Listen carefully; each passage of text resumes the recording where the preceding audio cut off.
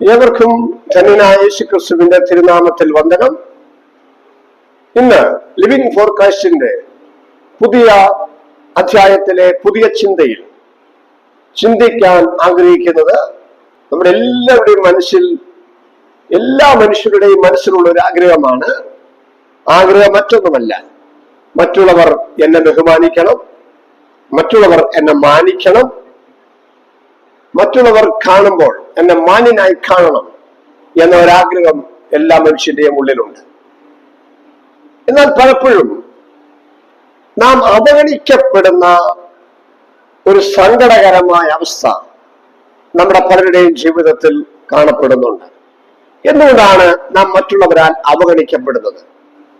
എന്തുകൊണ്ടാണ് മറ്റുള്ളവർ നമുക്കൊരു വിലയും തരാത്തത്? നമുക്കൊരു വില ലഭിക്കാൻ നാം എന്ത് ചെയ്യണം? ഇങ്ങനെയുള്ള ചിന്തകൾ നമ്മളെ ധൈര്യപ്പെടുത്തുന്ന, ബലപ്പെടുത്തുന്ന, മാനസിക മണ്ഡലത്തിലും നമ്മളെ ശക്തീകരിക്കുന്ന ചില ചിന്തകൾ നിങ്ങളുമായി പങ്കുവെക്കുവാൻ ഞാൻ ആഗ്രഹിക്കുകയാണ്. പ്രിയമുള്ളവരെ, മറ്റുള്ളവർ നമ്മളെ ബഹുമാനിക്കുകയും മാനിക്കുകയും ചെയ്യണമെങ്കിൽ നാം മനസ്സിലാക്കേണ്ട ഒരു കാര്യം, ആദ്യം നമ്മൾ നമ്മളെ ബഹുമാനിക്കുകയും മാനിക്കുകയും ചെയ്യണം എന്നതാണ്. ഞാനൊരു ഉദാഹരണം പറയാം. മാന്യമല്ലാത്ത ഒരു വസ്ത്രം ധരിച്ച് അലങ്കോലപ്പെട്ടു നടന്ന് ഒരു ഭിക്ഷക്കാരനെ പോലെ ആയിരിക്കുന്ന ഒരു വ്യക്തിയെ നിങ്ങൾ കണ്ടാൽ ആ വ്യക്തിക്ക് നിങ്ങൾ ബഹുമാനം കൊടുക്കുകയില്ല, ഒരു മാന്യത കൊടുക്കുകയില്ല, കയറിയിരിക്കാൻ പറയുകയില്ല.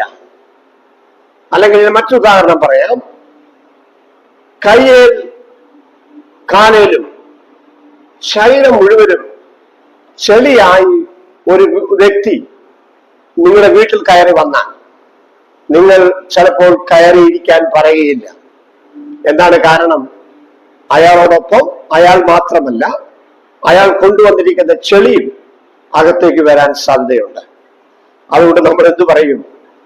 സഹോദര, എന്താ വന്നത് എന്ന് പുറത്തു നിന്ന് തന്നെ ചോദിച്ച് അവരുടെ കാര്യം സാധിച്ച് അവരെ പെട്ടെന്ന് വിടാൻ നമ്മൾ ശ്രമിക്കും. എന്താണ് കാരണം? ആ വന്ന വ്യക്തി ആ വ്യക്തിക്ക് തന്നെ വില കൊടുത്തില്ല. ആ വ്യക്തി കാലൊക്കെ കഴുകി, കൈയൊക്കെ കഴുകി, കുളിച്ച് നല്ല മിടുക്കനായി, ഞാൻ ഒരു വിലയുള്ളവനാണ്, മാന്യനാണ്, ഞാനൊരു ശ്രേഷ്ഠനാണെന്ന് സ്വയം ചിന്തിച്ച് മാന്യനായി നമ്മുടെ ഭവനത്തിൽ വന്നിരുന്നെങ്കിൽ തീർച്ചയായും ആ വ്യക്തിക്ക് നമ്മൾ നല്ല ഒരു മാന്യത കൊടുക്കുമായിരുന്നു. പക്ഷെ ആ വ്യക്തി തന്നെ സ്വയം ആ വ്യക്തിയെ ഇടിച്ചു കണ്ടതുകൊണ്ട് മറ്റുള്ളവർ ആ വ്യക്തിക്ക് മാന്യത കൊടുക്കാൻ ഇടയാവുകയില്ല. ഇതുപോലെ തന്നെയാണ് നമ്മുടെ ജീവിതത്തിൽ നാം നമ്മളെ ബഹുമാനിക്കണം, നമ്മളെ മാനിക്കണം. നമുക്കെങ്ങനെ നമ്മളെ ബഹുമാനിക്കാനും നമ്മളെ മാനിക്കാനും സാധിക്കും? അതിനുള്ള ഏക വഴി ഞാൻ പറയാം. കാരണം നമ്മൾ നോക്കുമ്പോൾ ആരും എന്നെ വലിയ കാര്യമാക്കുന്നില്ലല്ലോ, ആരും എന്നെ വലിയ ബഹുമാനിക്കുന്നില്ലല്ലോ, എനിക്ക് വലിയ കഴിവൊന്നുമില്ലല്ലോ, പിന്നെ ഞാൻ എന്തിനാണ് എനിക്ക് തന്നെ ഒരു ബഹുമാനം കൊടുക്കുന്നത് എന്ന് നമ്മൾ ചിന്തിച്ചേക്കാം. ചിലപ്പോൾ നമ്മൾ തന്നെ ഒരു പരാജയമാണെന്ന് നമുക്ക് തന്നെ തോന്നുന്നുണ്ടായിരിക്കാം. അപ്പോൾ നമ്മൾ മനസ്സിലാക്കണം, നമ്മുടെ വില നമ്മൾ അറിയുന്നത്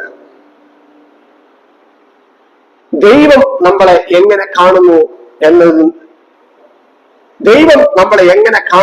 എന്ന വസ്തുതയിൽ നിന്നായിരിക്കണം. ദൈവം എല്ലാ മനുഷ്യരെയും ശ്രേഷ്ഠരും അമൂല്യരുമായി കാണുന്നു. അതിന് കാരണം എന്താണെന്നറിയാമോ? ദൈവത്തിന് കഴിവൊരു വിഷയമല്ല, ദൈവത്തിന് നമ്മുടെ സാമ്പത്തികം ഒരു വിഷയമല്ല.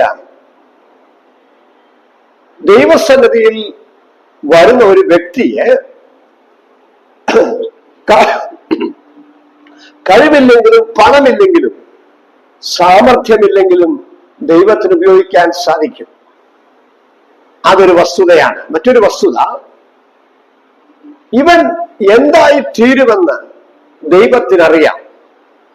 ചിലപ്പോൾ നമ്മൾ ഇന്ന് കാണുന്ന ഒരു കഴിവുമില്ല, ഒരു വ്യക്തിത്വമില്ലെന്ന് തോന്നുന്ന ചില വ്യക്തികൾ വരുന്ന ഭാവിയിൽ വളരെ ഉന്നത സ്ഥാനങ്ങളിൽ,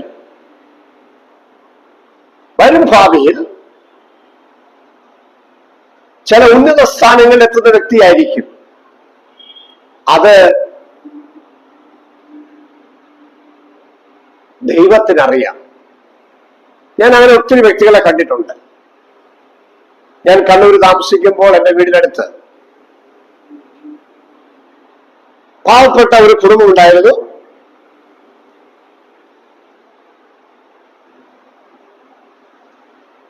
കൂലിപ്പണിയൊക്കെ എടുത്ത് അവര് കുഞ്ഞുങ്ങളെ വളർത്തി വലുതാക്കാൻ ശ്രമിച്ചു, പഠിപ്പിക്കാൻ ശ്രമിച്ചു. ആ കുഞ്ഞുങ്ങളൊന്നും അത്ര ഉയർന്നു വരുമെന്ന് ആരും പ്രതീക്ഷിച്ചില്ല. പക്ഷേ അതിലെ മൂത്ത മകൻ മിടുക്കനായിരുന്നു. അവൻ +2 കഴിഞ്ഞ് ഹയർ സ്റ്റഡിക്ക് പോയി MSW എടുത്തു. അവൻ ഉന്നതനായ ഒരു ഉദ്യോഗസ്ഥനായി മാറി. അതിന് കാരണം അവൻ എന്തായിത്തീരുമെന്ന് നാട്ടുകാർക്ക് അറിയില്ലായിരുന്നു, ഞങ്ങൾക്കാർക്കും അറിയില്ലായിരുന്നു. ഞങ്ങളാരും അവർ ചെറുപ്പത്തിൽ ഒരു മാന്യതയും കൊടുത്തില്ല. പക്ഷെ ദൈവത്തിനറിയാം ഇവൻ എന്തായിത്തീരുമെന്ന്, ആരാകുമെന്ന്. അതുകൊണ്ട് നമ്മൾ മനസ്സിലാക്കണം, ദൈവം നമ്മളെ മാന്യരായി കാണുന്നു എന്നതുകൊണ്ട്, ദൈവം നമ്മളെ ശ്രേഷ്ഠരായി കാണുന്നു എന്നതുകൊണ്ട്, ശുഭകരമായ ഒരു ഭാവി നമുക്കുണ്ട് എന്ന് ദൈവം നമ്മളെ കുറിച്ച് കാണുന്നത് കൊണ്ട് നമ്മൾ നമുക്ക് തന്നെ ഒരു വില കൊടുക്കണം. നമ്മൾ നമ്മളെ തന്നെ ശ്രേഷ്ഠരെന്നെണ്ണണം. അപ്പോൾ നാം ആദ്യം ചെയ്യേണ്ട കാര്യം നമ്മൾ നമുക്ക് തന്നെ ഒരു വില കൽപ്പിക്കുക എന്നതാണ്. മറ്റു ചില ടിപ്പുകളുണ്ട്. ഞാൻ തുടർന്നുള്ള അധ്യായങ്ങളിൽ മറ്റുള്ളവർ നമ്മെ ബഹുമാനിക്കാൻ, മറ്റുള്ളവർ നമുക്ക് വില തരാൻ നാം ചെയ്യേണ്ട കാര്യങ്ങൾ, നാം ശ്രദ്ധിക്കേണ്ട കാര്യങ്ങൾ, ചെയ്യേണ്ട കാര്യങ്ങളെക്കാൾ അപ്പുറം ശ്രദ്ധിക്കേണ്ട കാര്യങ്ങൾ എന്തൊക്കെയാണെന്ന് പങ്കുവയ്ക്കാം. ദൈവം നിങ്ങളെ സഹായിക്കട്ടെ. ഇതൊരു ആമുഖ എപ്പിസോഡാണ്. തുടർന്ന് നിങ്ങൾക്ക് കൂടുതൽ ആ വിഷയത്തോട് ബന്ധത്തിൽ ചിന്തിക്കാനിടയായിത്തീരും. ദൈവം നമ്മളെ ഒന്നിച്ച് സഹായിക്കട്ടെ. ഏവർക്കും ദൈവനാമത്തിൽ ഒരിക്കൽ കൂടി വന്ദനം.